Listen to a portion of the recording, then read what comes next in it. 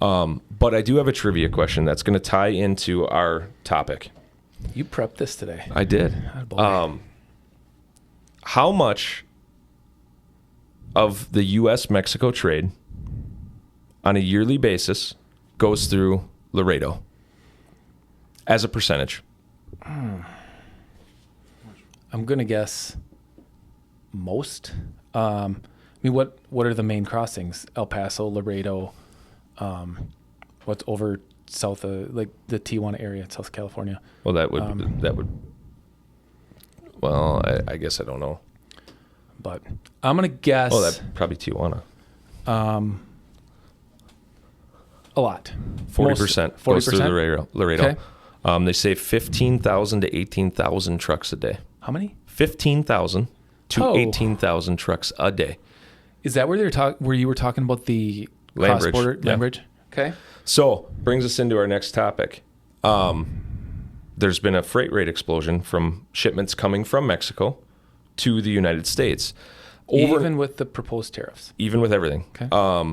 Overnight, meaning I prepped this 2 days ago, freight rates were at $3.12 a mile. They jumped to $4.12 the next morning.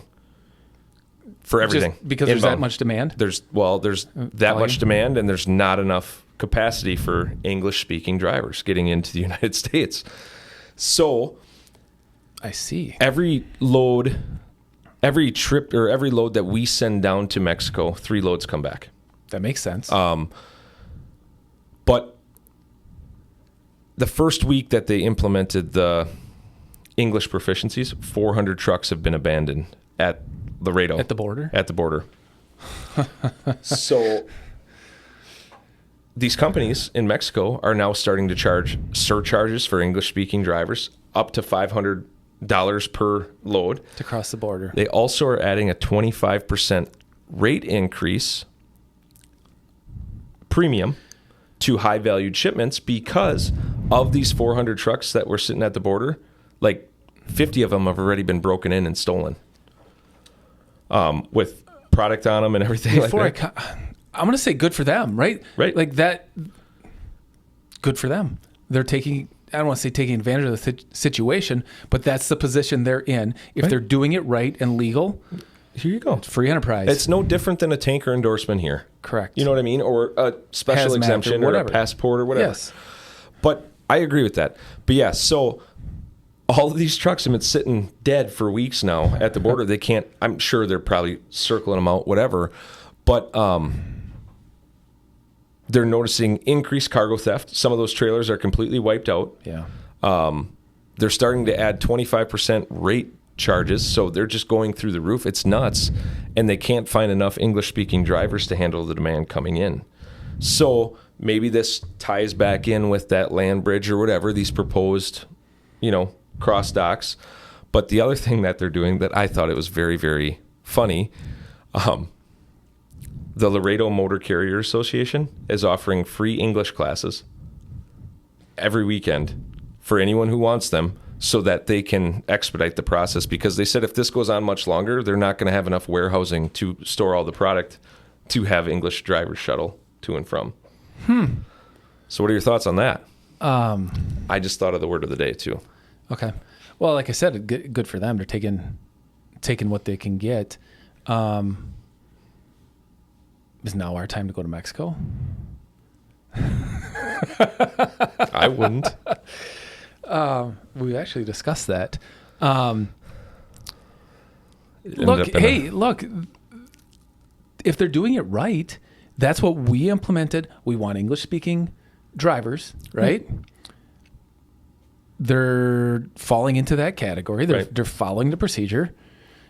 We've talked about this numerous times. Short-term pain, long-term gain, right? Right. But that's so they're really cracking down on the Mexican border. Yeah, 400 in the first week, and that was probably a month ago now. How many more are sitting there? Did you hear anything where they cracked down like in the interior of the U.S.? I have not. I have seen statistics say that it was like 4% of drivers were put out of service because of it. So if you think about that, on 1 million, that's 40,000, right? Yeah. Right? Yeah. You haven't heard directly or... Think about that. That's a big number. It is.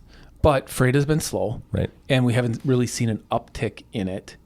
No, but paired with everything else, like if everything does start coming domestic and we are short drivers and bringing stuff in, is this going to help everyone else? It may. That's the goal, right? Yeah. But it's like you said, a sacrifice nowadays. That is very interesting. It is. Can dig more into it, but it'd be interesting to see where all this stuff goes, because people are going to stop shipping large shipments of, insurance will cover it, whatever. Someone will get caught. Well, it's another, I don't know if it's going to be an incentive, but it's another way to think about bringing jobs back into the U.S., right? Hey, historically, it was cheaper to produce things in Mexico. Right. If the transportation costs too much, maybe it won't be. Well, yeah. And on the flip side, if you got to worry about 1 in 5 getting stolen, right? Like there's 20%. Right. Right. So, but most shipments like that, we always hear, oh, freight's so expensive, yada yada yada. Freight's the last cost that anybody ever sees, so that's why I think it's should ridiculed. be the most expensive. Well, it's really small potatoes in the grand scheme of a lot of these manufacturers, right? Okay, what, like your Nintendo Switches, they were worth what, 1.4 million? For 2,800 of them. So what is that, $500 a piece, something like that, right? Okay, so I think what was, I don't know where that load was going, but even if the load cost $10,000 to move, that's 1%, or whatever it is. It's nothing. In the grand scheme of things. But what is your profit margin on that? I have no idea. I mean, that's for them. Yeah, That's for them to know. But yeah,